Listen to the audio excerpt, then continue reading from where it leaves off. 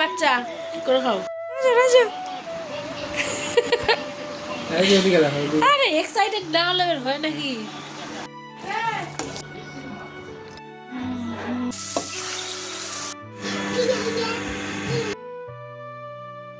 Hello everyone, welcome back to our video. সকালে আশা করছি ভালো আছো, আমিও ভালো আছি। আজকে গতকালকে একটুখানি খারাপ ছিলাম জানো।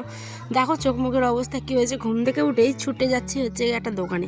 ফেরার পথে তোমাদের দেখালাম আম গাছটা আমাদের কত মুকুর এসেছে, তাই না? এদিকে একটা সার আনতে গেছিলাম। শরীরটা আজ ভীষণই খারাপ ছিল, মানে গতকালকে। তাই তোমার দাদাভাইকে বললাম সোফাটা একটু ঠিক করো। এখন বাজে 9:15। এই যে শুয়ে শুয়ে বাবাটা মিলে বেশ কিন্তু ওরা কিন্তু টিভি দেখছে। এদিকে আবার হাইও করছে দেখো তোমাদেরকে। আমার তো হাই করলে হবে না, আমাকে এবার কাজ করতে হবে, তাই না? তো চলো, এই যে তোমাদের সাথে গল্প করতে করতেই আমি এখন বিছানাটাকে ভালো করে একটুখানি গুছিয়ে নেব। বেলা তো 9:30 বেজেই গেল, তোমরা দেখতেই পেয়েছো। তাই চটপট করে বিছানাটাকে ঝেড়ে নিচ্ছি। এই কাজটা আমাকে ডেলি করতে হয়, আর আমার একদমই আর ভালো লাগে না এই বিছানা গোছাতে। ইচ্ছে করে মাঝে মধ্যে যে ওরমভাবেই ঢুকে যাই মশারির ভিতর, আবার ওরমভাবেই বেরিয়ে যায়। কিন্তু কি আর, মুখে বললে তা কি আর হয়। এদিকে চটপট করে ঘরটাকে এবার একটুখানি ঝাড়ু দিয়ে দিচ্ছি। শরীর চলুক আর না চলুক, কাজগুলো কিন্তু করতেই হয় জানো তো। এখন এত পরিমাণে আমার মানে পেট ব্যথা করছিল, সাথে পেট জ্বালা, আর হচ্ছে গিয়ে গ্যাস, পুরো অম্বল হয়ে গেছিলো। ভোরবেলা মানে সেহরিতে এই খাবারটি খেলেই আমার একদম অবস্থা খারাপ হয়ে যায়। সেটা হচ্ছে গিয়ে মাংস। তো মাংস ভাত খেয়েছিলাম, আর সাথে ছিল শুকনো মরিচ দিয়ে আলু সেদ্ধ। তার কারণে একদম পুরো গ্যাস হয়ে গেছে, আর এত পরিমাণে বমি, আর একদম শরীর খারাপ। তো সেই কারণে ওই সেহরির খাবারটাই আর কি, মাংস খাওয়া যায় না, এটাই হচ্ছে ব্যাপার। মাংসকে আমার ভুল হয়ে গেছিলো, তো ওই কারণে রোজা করা যায়নি। সকাল হতে না হতে আমাকে আবার ব্রাশ করে দেখতেই পেলে ওয়ারেসগুলো খেয়েছিলাম। একদম অবস্থা খারাপ, কী করবে বলো, শরীরের আগে দিকে তো কোনো কিছু না, তাই না? শরীর ভালো থাকলে অবশ্যই আবার পরের দিন ইনশাল্লাহ রোজা কিন্তু করব। তো সন্ধ্যাবেলা 1 কাপ চা, সাথে হচ্ছে আমাদের টি20 ম্যাচ।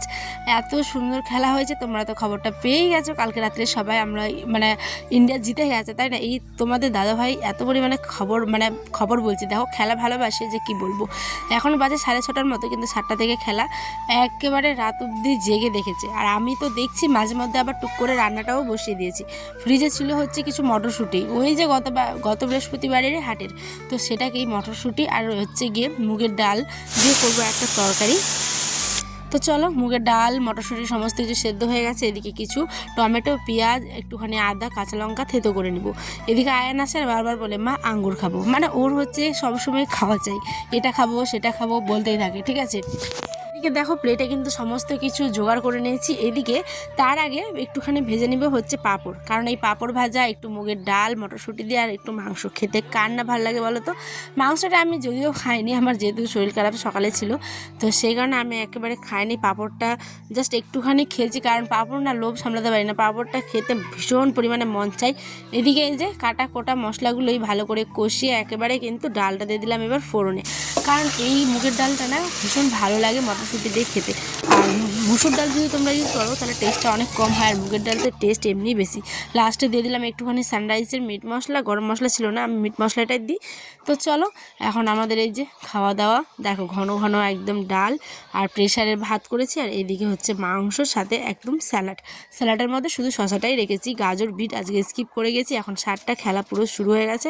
তো চলো, আয়নের আব্বাও খেলা দেখবে, আমিও দেখবো, আর আমরা এখন খাওয়া দাওয়া করবো। তোমরা আজকে ডিনার কী করলে অবশ্যই কিন্তু কমেন্টে জানিও। ভিডিওটা কেমন হলো অবশ্যই লাস্ট অবধি দেখে আমাকে কমেন্টে কিন্তু জানাতে ভুলো না। তোমাদের একটা কমেন্ট তো উঠে পুরো নাচানাচি করছিল, কিন্তু মানে কি বলবো আনন্দে, কিন্তু তোমাদের সাথে শেয়ার করতে চাইছিল না। দেখো আমি হ্যালো শিবন্দি ওঠানো জীবনে ওই কাজটা করতে পারতো না। শিবন্দি